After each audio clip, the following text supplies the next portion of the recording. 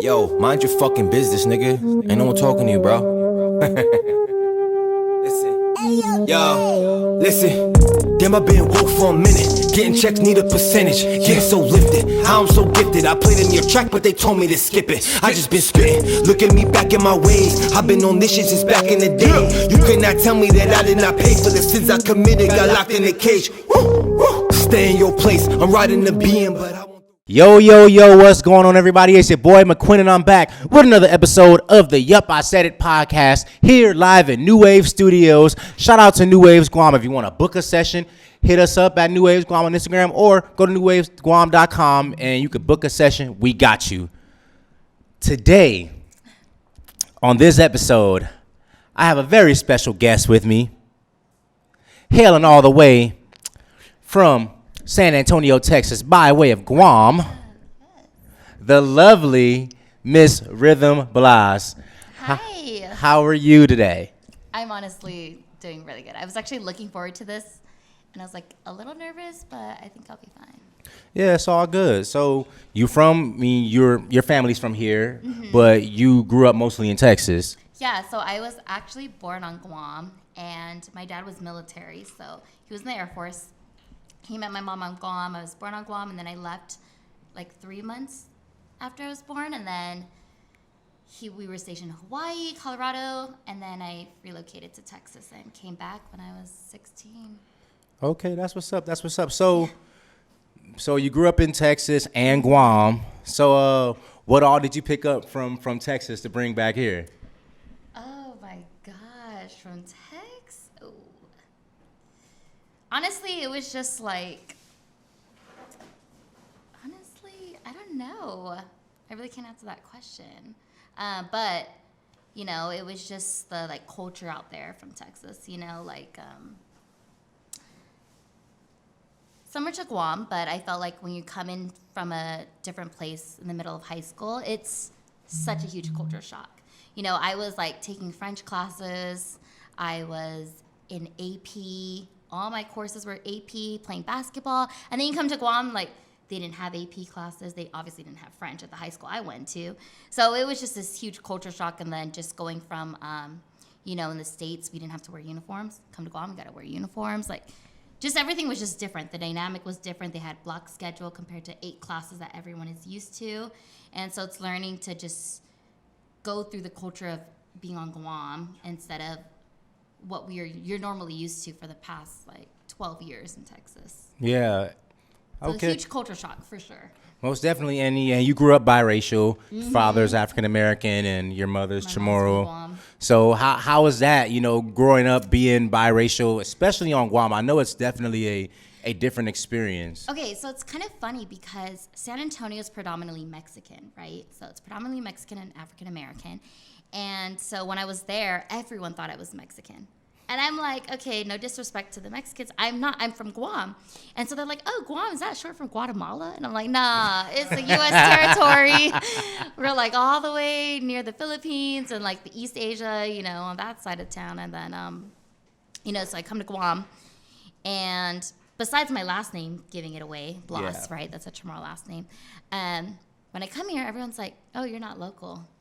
You're definitely Mexican. And I'm like, y'all, I'm one of you guys. Like, I'm from Guam. So it was just, I think it was just different, like learning different cultures. Like you had to, the Chamorro community is huge in Texas. So my mom kept that alive with like our food and then just always going to liberations. And then, of course, on my dad's side.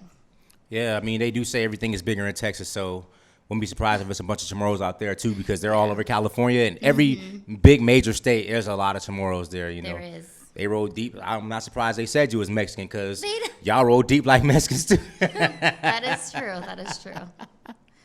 So how did your family come up with the name Rhythm? Because I know, like, your name's Rhythm. You have a sister named Lyric. So is your family like musically inclined by any means, or is just was something that?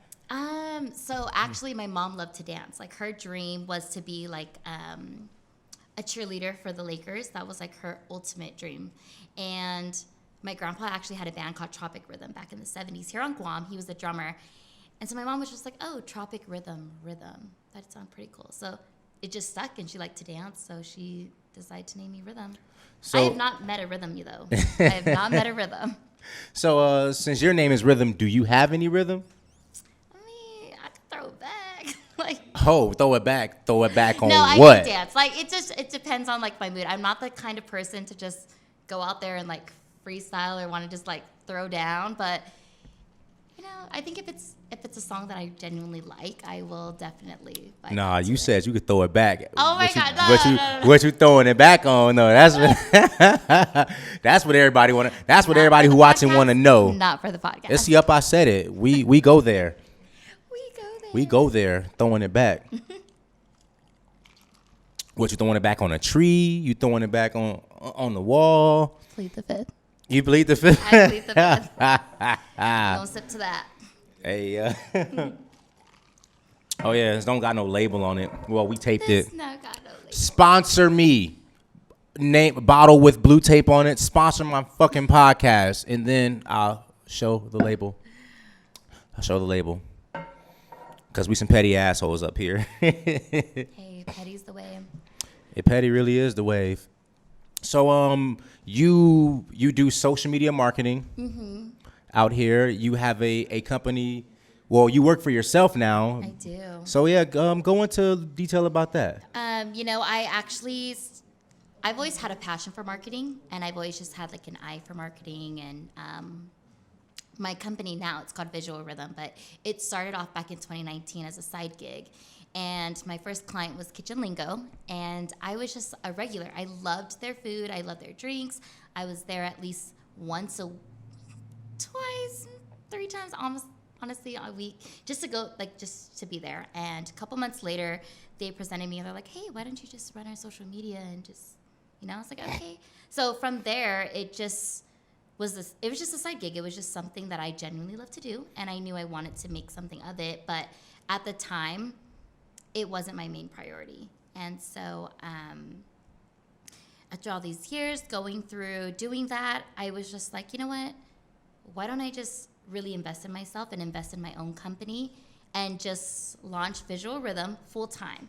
Because even as a side, I felt like it was by God, because it was already just there. Like, license was there, logo was there, everything, client base was there. It was just waiting for me to just take it and just run with it. And so this past December, I just decided to really put 150% into my own self, my own company, my own brand, and we launched Visual Rhythm. That's what's up. Shout out to Visual Rhythm. Make sure y'all go follow Visual Rhythm on Instagram. And, that's really dope, especially with the pandemic going on. So people have been heavily involved with social media because, there's still some parts of the world that's locked down. TikTok fucking blew up, when, COVID hit and we were all locked down. So, yeah, it's definitely smart to jump on the social media wave and do any kind of marketing on social media, because most people are lazy. They don't want to leave the house anyway, so they on the internet. So why not? And to me, it's like you're always going to be on your phone. People are always on their phone. People like me, if I see like this new restaurant, the first thing I want to do is go on Instagram and like look at their menu or look at their food, like what they post about, and just kind of like try to get an eye for what I could potentially order, right? And so it's just learning to use certain platforms in social media to really promote your business. And I like it. It's fun. Something fun. Yes, most definitely. All right, Rhythm. This segment of the show is everybody's favorite segment of the show. It's called Shooting from the Hip. But I added a little twist to it. Since your name is Rhythm Blas, I decided to make an R&B version of Shooting from the Hip. So we're going to ask you some rapid fire questions. You ready? Okay. All right. Michael Jackson or Prince? Ooh, Michael Jackson's king of pop. I like his music, but I like Prince. I'm gonna go Prince. Okay. 112 or Jagged Edge? Oh my God, this is hard. Jagged Edge. Jagged Edge, okay. Jagged Edge. Because 112, okay, in my defense, 112, they got like 2 good songs that I like, with Peaches and Cream and Cupid, right? So I fuck hard with that, but. What about Jagged Only You? With Only You is good. The remix. Okay, the remix. I said that. Yeah. Hey, we doing a podcast. Shut the fuck up. Yeah. But No, I gotta that's go. I'm spell more in like the background. soul R&B, so I gotta go with Jagged Edge on that one. Jagged Edge for sure. I feel it. Chris Brown or Usher? Chris Brown, Universal, could dance, sing. Okay. Favorite male R&B singer? Favorite male. Does it have to be like one by himself? Can it be like a band? It could. Okay. Favorite male R&B singer. Favorite group? Yeah. Jodeci. Jodeci. Oh, I'm a Jodeci girl. Of course, she loves some Jodeci. I love Jodeci. Okay. Favorite female R&B singer? Female R&B singer. Right now, in like our, this generation, I'd probably say like I lean towards more like SZA and Janae Aiko right now. Okay. I like them. That's like kind of been like on my replay. But there's a new artist, Coi Leray. She's kind of new, but she's been like my hot. She's kind of like more a little bit hip hop, but I fuck hard with her. Okay. She's cute. Okay, that's what's up. That's what's up. All right.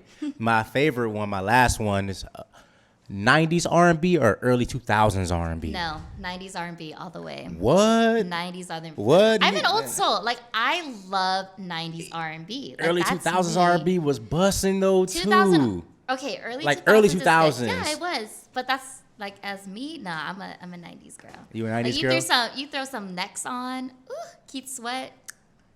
I'm done. Look, she like I'm R&B. done. I'm like, it's getting hot in here. It's getting hot. Hey, 90s all the way. you love your R&B. That's I what's do. up. I do. That's what's up. Okay, so we talked a little earlier, and I know you wanted to talk about chasing your dreams and chasing your passion, and with launching your own company essentially, that's something that you're doing. So how did you go about just wanting to take that leap of faith and betting on yourself? I think like when I was presented this, like coming on the podcast, right? I've been thinking about today, and with me, it was more so about pursuing your passion. Everyone has something that they're passionate about, whether it's rapping, whether it's doing this podcast, whether it's writing, whatever it is about it, making a specific product, selling jewelry. Like everyone has something that they're passionate about, and I feel a lot of times it's very risky to take that leap of faith to invest in yourself. Especially, let's be real. Life is life, and you have things you got to be secure about, right? You need finances for a place to stay, a place to live, and a car to drive. So, of course, when it comes into investing in yourself, pursuing your passion, you also have to look at it as a realistic, logical way. Like, okay, if I do this, am I really going to bring in the financial income to sustain a lifestyle? And a lot of times people don't like to pursue that passion because it's just life. It's life. You want to have that security. And I've been like that for years. And I felt this past December was just a way that God was showing me and telling me, like, okay, if you do this, I got you, And so that was just, I took it. I was like, okay, you know what? I'm just gonna, so I gave my 2 weeks in for my job. And I told them that I'm going to pursue my business full-time this coming year, and I just basically ran with it. It was hard.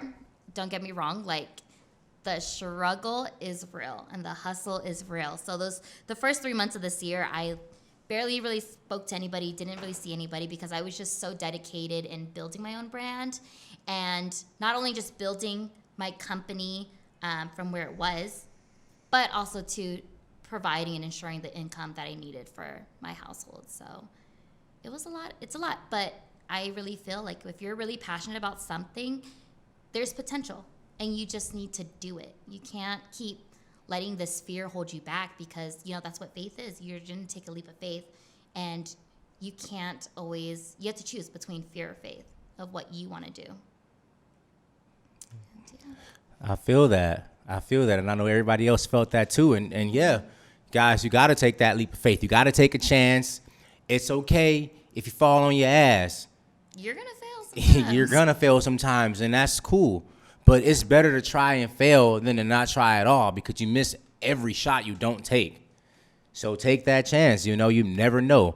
You might shoot that shit from half court and it's nothing but net. You never know. Yep. But why sit and wonder, oh, what if it doesn't happen? What if it does? You know, and that's what I try to tell people the same thing too, because, I've taken a lot of chances myself. Yeah. And a lot of times they fail. A lot of times it didn't work in my favor, but I feel good knowing that, okay, at least I tried. At least I gave it my all. Yeah. Didn't work out. Fuck it. It's okay to be sad about it, to be discouraged about it, but, continue to move forward and try to strive to reach your goals. You know what I mean? Because life's going to go on. You got to go on too. Ain't nobody slowing you. Rent still due, motherfucker. You know what I mean? So can't be moping forever. Yeah. We getting a lot of love on the live. What's up, Zach? I see you, bro. Yeah. What's up, Wes? I see Wes watching. Ani, see you watching. Ed, what's up, Ed? I see all y'all watching. I appreciate y'all for tuning in. We live on Twitch too. We live on Twitch too. And when it comes to failing, like, you're going to make mistakes. You're going to make mistakes. Like, there are times where I wanted to beat myself up and be like, Rhythm, you knew better. Or Rhythm, why did you do that? But, I feel that everything happens for a reason. I said that a lot of times, like, everything happens for a reason. And it's, as long as you're moving forward, no matter what pace you're doing, like what pace you're at, as long as you're continue to press forward, despite the negativity, despite the mistakes, and learn from it, you're still making progress. And that's what it is. It's like you need to really be just diligent and dedicated to what you really want. Yep. Slow progress is better than no progress. Amen. Hey. Just take another sip. Let's take another sip. Yeah, we've been drinking before it started, so we have, honestly. I'm pretty. That's why we was late. That's why we started so late. But y'all already knew this. This is Guam. When is anybody ever on time? When is anybody ever sober? Yeah.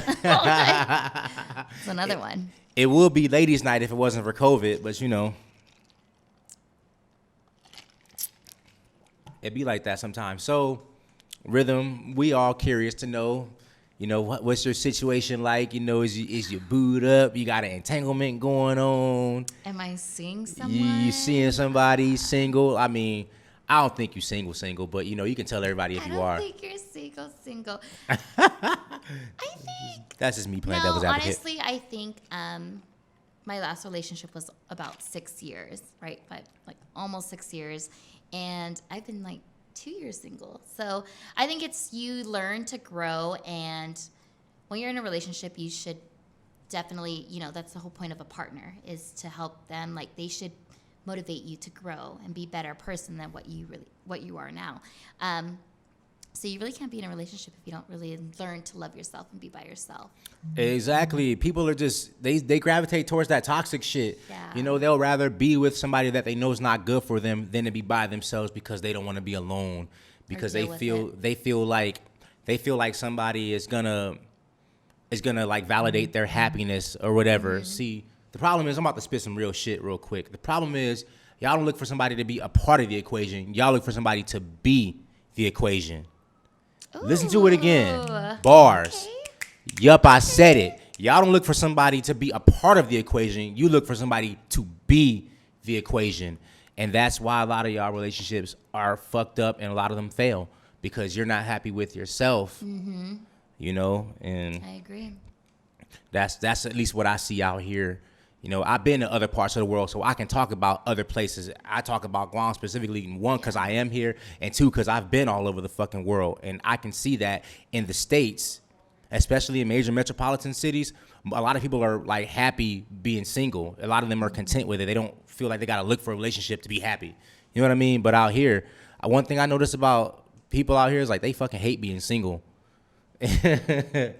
But I could be wrong. Yeah. But I'm just going off of what I observed. But I too think, like, especially when people go through so many life situations and trauma and they're grieving something, whether it be a loss of a job, relocation, ending a long-term relationship. Like, of course, you're going to try to fill your life with certain voids, right? Whether it be alcohol, other stuff, relationships, sex. You're going to try to fill your life just so that you don't have to feel the emotions of it. And, I did that. Like, the first year I was ever single, 21, I was just like, oh, you're young. You just go out all the time. So it's just like something that was totally new to me, and I decided to do that. And it wasn't, it got to a point where it's just like getting drunk so I don't feel my own emotion. Like you just get to a point where you're just like, okay, I'm over this. I'm over trying to just drink so I feel numb. Yeah, I feel a lot of people, it's like you're running away from life, basically. Mm-hmm. You're just trying to find a way to not have to deal with the things that you have to deal with in order to grow, in order to build that character, in order to develop that callus, on your skin, to have that thick skin. And people are so coddled nowadays, you know what I mean? People are so babied. A lot of, especially this generation, a lot of the times they don't really deal with shit. They don't go through shit. I mean, they do, but at the same time they don't. Because they have it way easier and they take that shit for granted. Mm-hmm. I know you got some insight on that because you got that look on your face like, mm-hmm. Well, I just think like our generation, I know we were talking about this earlier. It's like you can't even have an opinion or have a level-headed conversation with someone to agree to disagree. It's like if you say something, then everyone's going to come at you and like now they're so defensive about it. And it's like, bro, I was just literally stating what my own opinion is. Mm-hmm. Exactly. And they'll try to get you removed and try to get you canceled. I was going to say that. Canceled. Oh, canceled. All because what you say or how you feel don't align to how they feel. You know what I mean? And to me, I feel like that's bullying. You know what I mean? Yeah. But it's like how you going to tell me we can agree to disagree, but then when I disagree, all of a sudden... You don't want to be my friend no that's more. That's another podcast. We don't talk about that. we can talk about it right now. Fuck it, we here. Yeah, so I agree. Yeah, it's just a lot of things to me, I feel like it's changed for the worse. I mean, yeah, technology-wise, whatever, things have gotten a lot better, but people-wise, the humans are just way shittier than ever. Yeah, I agree on that. I agree. Well, welcome to America, right? Yep. This is America. This is America. All right, Rhythm. So where can everybody find you at? Where can everybody find you and follow you? Okay. To keep track of what you got going on, You can follow me at visual_rhythm or my personal account. I know I've kind of been a little bit more private on that on social media, but I mean, give it a follow. Blas. Yeah, don't forget the underscore though. Underscore Rye 3 S's Blas. Underscore. I've had that since like 8th grade. Oh. 8th grade, 9th grade. I never changed it. It's been since forever. We love consistency around here. Stuck, so. And feel free to follow me at YupISaidIt Pod on Instagram and on Twitter. And don't forget to subscribe and to never miss out on an episode of the most electrifying and entertaining podcast on Guam, YupISaidIt. Mm-hmm. And follow us on Twitch. I've been drinking, so I'm trying to do the outro and shit. So follow us on Twitch as well at New Wave Studios. If you got Twitch, if you're a fucking nerd. I meant that in a good way. Not really, but anyway. Y'all have fun, love life, and love yourselves. Peace.